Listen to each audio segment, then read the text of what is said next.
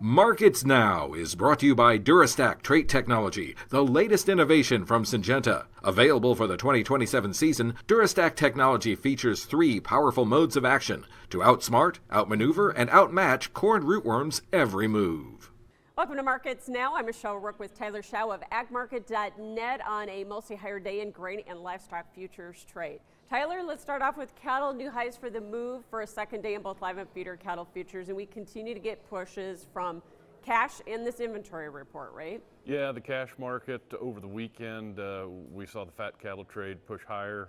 That's something we've been expecting. Cash is above the futures market again, pulling that higher.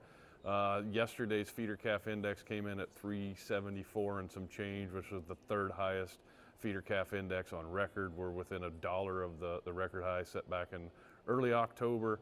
Our opinion all along has been as long as cash is doing the work, the futures have got to respect that market. So that's good in the short run, but we have seen that when the futures market decides that there's some panic or concern, the futures can pull the cash down and it can do it in a hurry. Yeah, absolutely. 5 area weighted average though on Fed steers last week was up almost $5 as well. So that Fed market was pushing the lives too, right? Yes, and they have been in every bull run. I mean, we've obviously been in a great bull run over the last 4 years in cattle, but these last pushes that we've seen, when we see that apex has always been led by the cash market, lifting the futures market higher.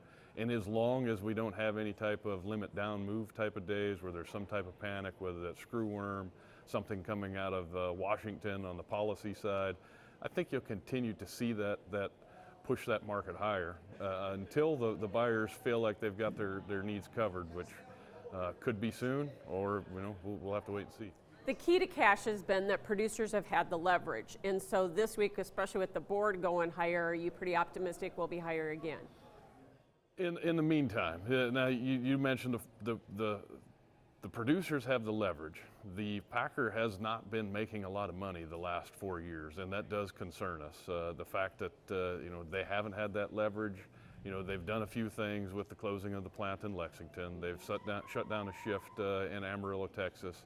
We're kind of waiting for the next shoe to drop, and that's what concerns me as a risk advisor. You mean another plant might close? Another plant might close, maybe a shift comes off, some way to take, right now we're not utilizing all the shackle space that we've got. There's more capacity than there are animals to take up that space. And so if they do anything to maybe take some shackle space offline, close a plant, shut down a shift, and even that up to where they don't have to push as hard to fill it, that's one of the concerns we've got hanging over our heads. Okay, but we could at least have higher cash this week. I do believe so. Okay, we like those cash-led rallies. Let's talk technically about the board here, because we are getting close to the record highs, but we've got gap areas that we have to fill first. Will we do that, do you think? Oh, I don't like making certainties or guesstimates on that. I think, we pushed into new highs today. That's definitely got the technical traders looking at the upside and probably got some buy orders. And if we start entering into that gap space, you'll probably see some sell stops trigger for some short positions, or buy stops, for some short positions and push that market higher. And you're definitely going to have the technical traders that are looking to fill that gap. We get back up to those levels, those highs, that we set at the 378, 380, 382 mark back in October, and we can get through that. That's very promising.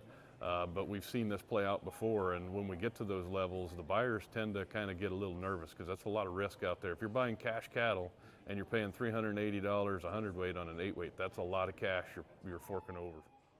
Funds are still long, not as long as they were at their record level, but are they willing to participate enough to push this thing up there too, or not?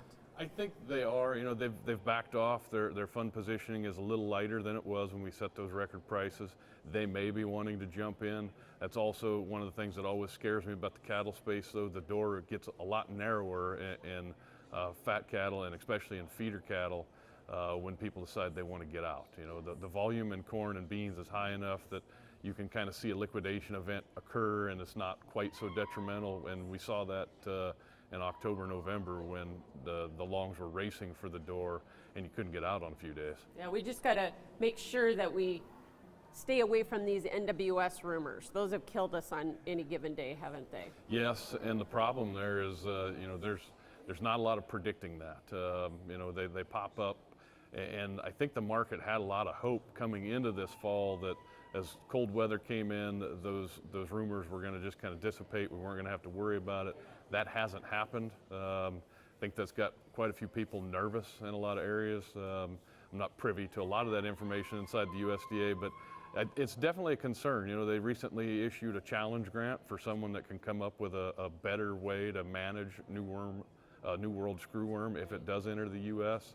That tells us maybe some of the systems they have in place aren't working as well as they had hoped or had prepared for. So it was more of a risk-on day, which certainly helped cattle, but it also looked like it helped the grain sector. But the big push was soybean oil because of the 45Z guidance? Yeah, 45Z guidance came out today. It's not the final. It's still got to go through public comment period, which I think occurs sometime in May. It's a 175-page document. There's a lot of information in there. There really wasn't anything unexpected in the report or in the news that we got today. There's some stuff on land use changes. There's some redefining that any tax credits have to be from domestically produced renewable energies. But you know, I don't want to say it's a non-story. It wasn't anything new, or there wasn't anything earth-shattering that we didn't already expect in it. Yeah, but at least it is some certainty, which the market's been looking for. I mean, if you take anything, cattle markets, grain markets, when it comes to Washington, that's really all we want is some certainty. So did corn just follow soybeans today, or was that a little short covering, you think? I think it was following beans. Beans had a nickel up day. Corn was up a few pennies.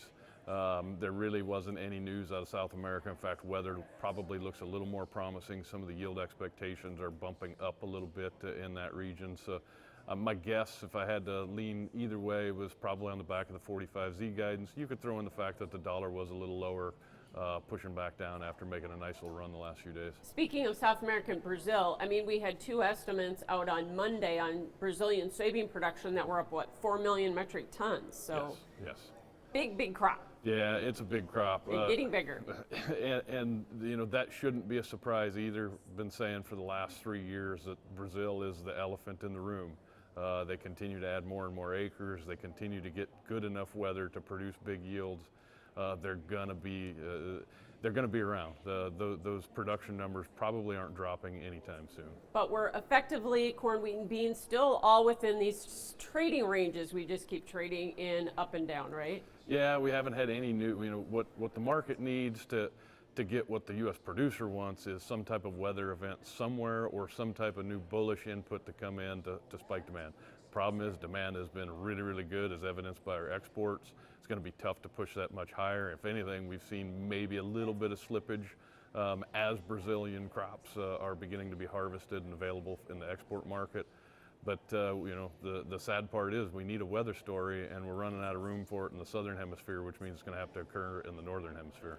And as we mentioned, we've been caught up in this, or chopped up in this money flow in and out in outside markets, including crude oil and the dollar. Today, the dollar down. So as you said, that was part of the help too, right? Yeah, I think, you know, sometimes as an ag analyst, we get kind of trapped in our own fundamental world, and we forget that the money flow issue is a much bigger part of the equation in today's trading world than it was even a couple years ago with the algo traders, the computers trading headlines and moving money around to position. Don't forget, you had a massive meltdown in the metals market on Friday. I have no doubt. Which has come back. Yeah, it's come back a little bit. But I have no doubt that the ripple effects, you know, those are second, third, fourth order effects of that market and a lot of equity being sloshed around. It's going to spill over into some of the grain markets and create a little bit of head scratching moves sometimes, like we saw today.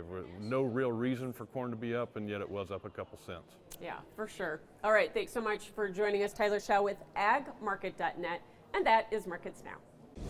With corn rootworm costing farmers up to $1 billion a year, you need the right strategy. Introducing Durastack Trait Technology, featuring 3 powerful modes of action to strike corn rootworm at full force, outsmart, outmaneuver, and outmatch their every move with the industry's first triple BT protein stack built for corn rootworm control. Take back your yield potential. Make your move at Durastack.com. Available for the 2027 season.